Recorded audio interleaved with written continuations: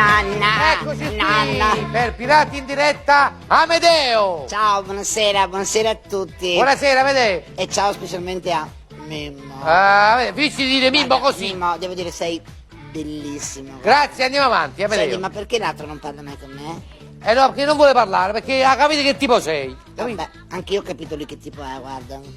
Vabbè, la Federica mi ha scritto tutto qui, siamo a casa di Casa di tu. il grande Dai, Pupo. non prendete in giro, dai. Perché il Pupo è un grandissimo Il grande artista. Pupo, lo sappiamo tutti che è curto, no? Il Che è grande curto? Pupo. Questo trauma lui c'era da bambino, lo sai, perché Federica mi ha scritto. Lui era molto famoso da bambino. Ah sì?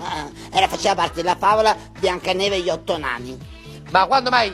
I nani di Biancaneve sono sempre stati 7. Ora, adesso, prima era l'8º nano lui, hanno fatto anche una trasmissione su questo. Lui si chiamava Pupolo. Sì, Ma che brodo, Pupo? spicchio, Perché sarebbe andato via? testicolo, Pupolo. Ma che testicolo Pupo?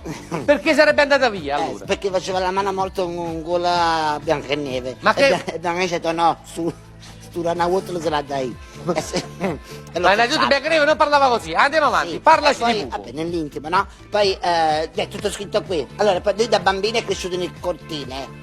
Perché nel cortile? Non lo so, cortile perché sarà curto, non lo so. Perché è curto. Andiamo avanti. Bene, andava sempre a sciare, indovina dove? Dove? A Cortina. Cortina. Ah, e come mai sceglieva Cortina? Perché i lunghi non vanno bene là.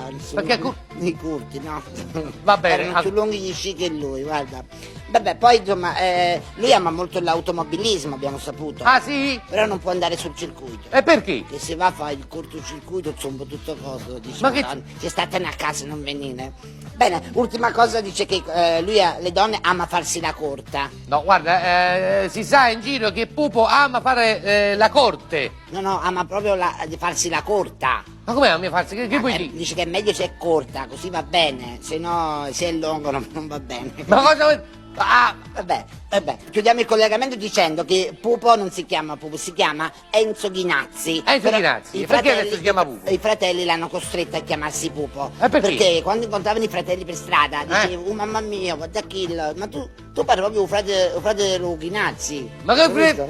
chiudiamo il collegamento! Senti, mamma, non è possibile, così si è chiamato Pupo. Ok? Vabbè, ciao Amedeo, grazie, ci sentiamo la prossima volta! Alla prossima, ciao.